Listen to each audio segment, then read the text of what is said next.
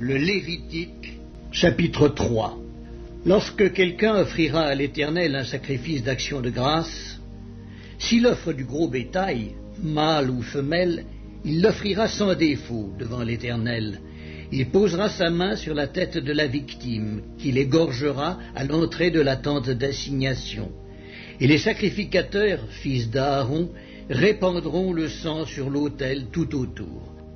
De ce sacrifice d'action de grâce, il offrira en sacrifice consumé par le feu devant l'Éternel la graisse qui couvre les entrailles et toute celle qui est attachée, les 2 rognons et la graisse qui les entoure, qui couvre les flancs et le grand lobe du foie, qu'il détachera près des rognons.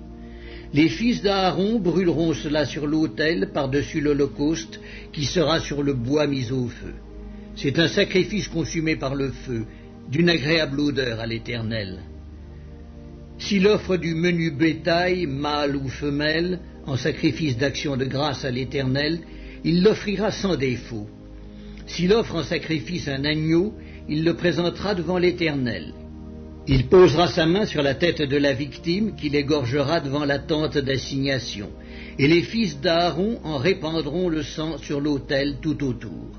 De ce sacrifice d'action de grâce, il offrira en sacrifice consumé par le feu devant l'Éternel la graisse, la queue entière qu'il séparera près de l'échine, la graisse qui couvre les entrailles et toute celle qui y est attachée, les 2 rognons et la graisse qui les entoure, qui couvre les flancs et le grand lobe du foie, qu'il détachera près des rognons.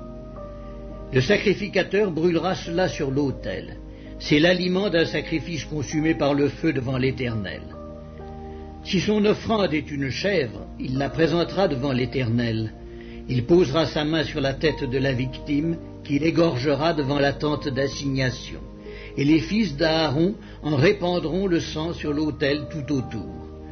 De la victime, il offrira en sacrifice consumé par le feu devant l'Éternel la graisse qui couvre les entrailles et toute celle qui y est attachée, les 2 rognons et la graisse qui les entoure, qui couvre les flancs, et le grand lobe du foie qu'il détachera près des rognons.